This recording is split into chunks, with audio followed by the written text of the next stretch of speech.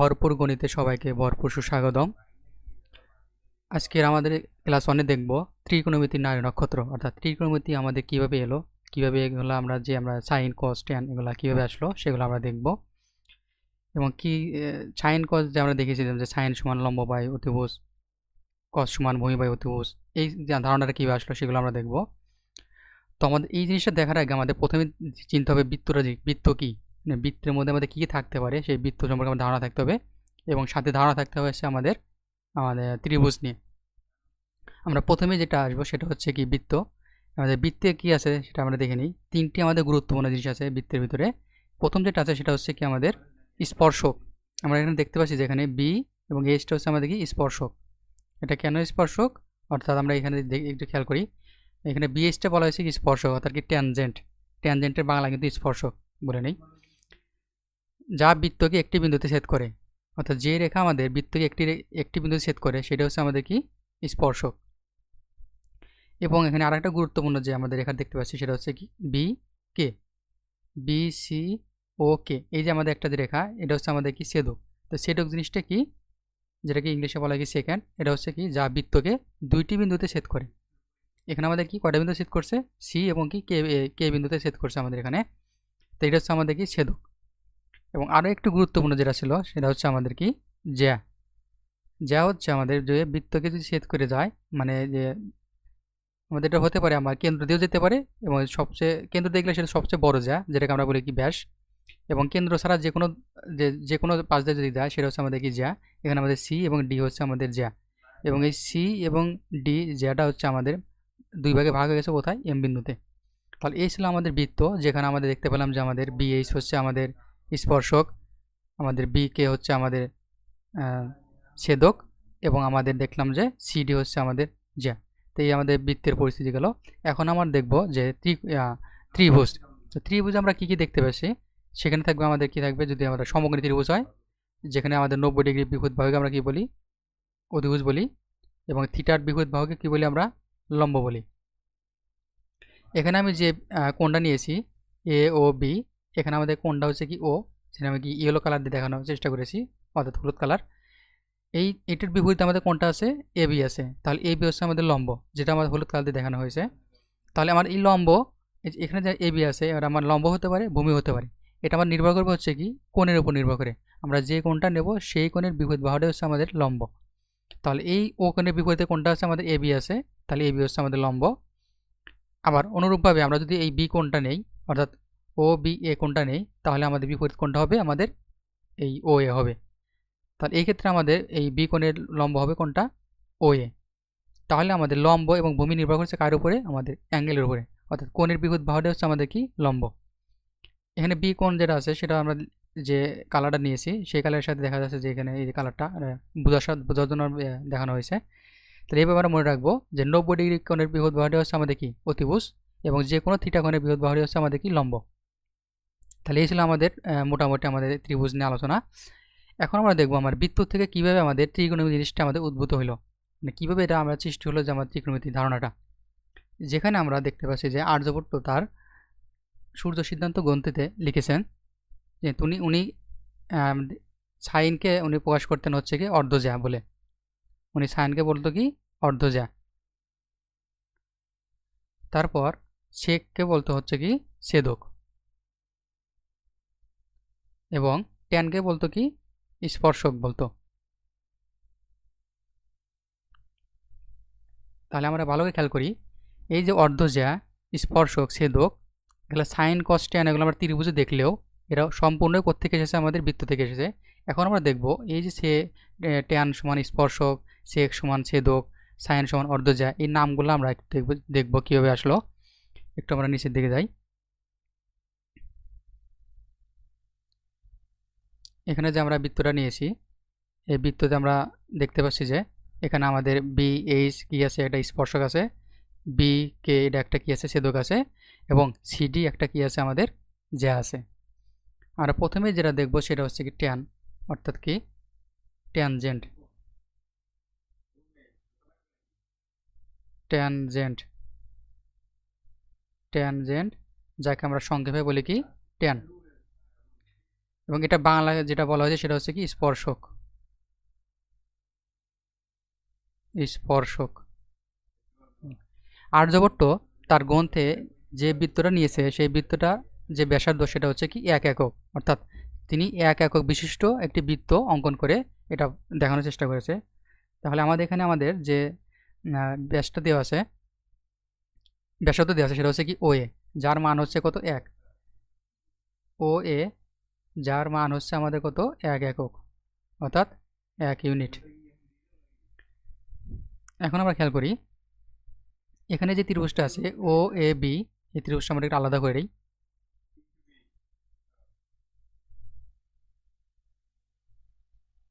ভালো করে খেয়াল করি যদি সুন্দর হয়নি।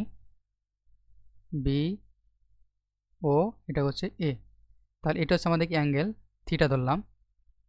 তাহলে আমরা জানি কি থিটার বিপরীত বাহুকে বলা হয় কি লম্ব, তাহলে এটা হচ্ছে আমাদের কি লম্ব, এটা হচ্ছে এ হবে, সরি এটা এ হবে।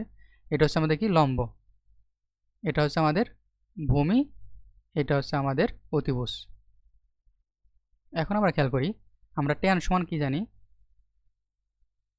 ট্যান সমান জানি যে লম্ব বাই ভূমি, লম্ব বাই ভূমি। এখানে লম্ব কোণটা আমাদের দেখা যাচ্ছে এ বি হচ্ছে আমাদের কি লম্ব, তাহলে এ বি হচ্ছে আমাদের লম্ব এবং ভূমি হচ্ছে আমাদের কোনটা ও এ, ভূমি হচ্ছে ও এ এবং যার মান হচ্ছে কত 1 একক।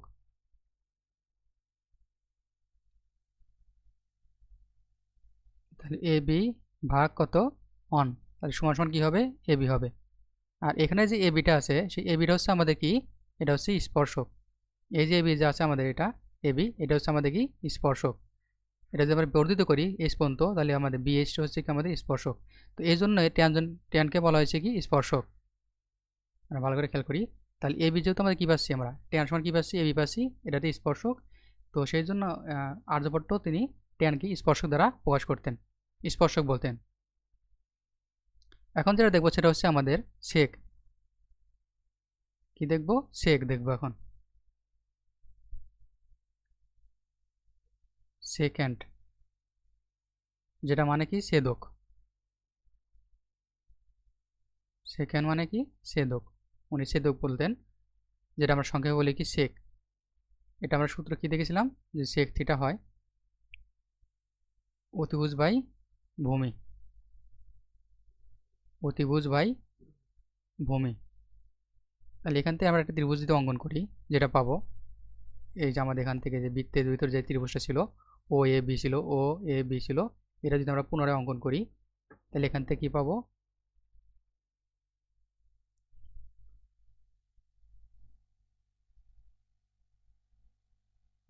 এটা ছিল বি, এটা ও, এটা এ এবং অ্যাঙ্গেল ছিল এখানে কত থিটা। এখন দেখি আমরা সেক সমান কি দেখেছি, আমরা সেক সমান দেখেছি কি অতিভুজ বাই ভূমি। তাহলে এখান থেকে আমরা দেখতে পাই অতিভুজ হচ্ছে আমাদের কত আছে ও বি এবং ভূমি আছে কত আমাদের ও এ। যেহেতু আমরা ও এটা হচ্ছে কি আমাদের ব্যাসার্ধ, যেটা আমরা নিয়েছি কত 1 একক, ও এ যেটা ব্যাসার্ধ হচ্ছে কত 1 একক, তাহলে আমরা ও এ সমান কত লিখতে পারি 1 লিখতে পারি। তাহলে ও বি বাই 1 সমান সমান কী হবে ও বি হবে। এখন মজার বিষয় হচ্ছে এই যে ওবি আছে, এই ওবিটা হচ্ছে আমাদের হচ্ছে, এই যে ওবিটা আছে না, এই ওবি হচ্ছে আমাদের কি এটা একটা ছেদক। তাহলে আমরা এই সেক যে আছে এই সেককে আমরা কী বলতে পারি ছেদক বলতে পারি। আর্যভট্ট এটাই নির্দেশ করেছেন যে সেক হচ্ছে কি একটা ছেদক। আবার যদি আমরা আসি সাইন, এই সাইনের মজার বিষয় আছে। এখন আমরা দেখব সাইনকে কেন অর্ধজা বলা হয়েছে। তো অর্ধজা বোঝার আগে আমরা এখান থেকে যে ত্রিভুজটা নেব সেটা হচ্ছে কি আমরা ও সি এম নেব, কারণ আমাদের কি আছে অর্ধজা আছে। তো অর্ধজা আমাদের কোনটা, এই সিএম হচ্ছে আমাদের অর্ধজা। সিডি যদি আমাদের কি হয় যা হয় তাহলে সিএম হচ্ছে আমাদের অর্ধজা, কারণটা কি আছে জ্যা এর অর্ধেক আছে। এই ত্রিভুজটা আমরা কি নতুন করে রাখাই,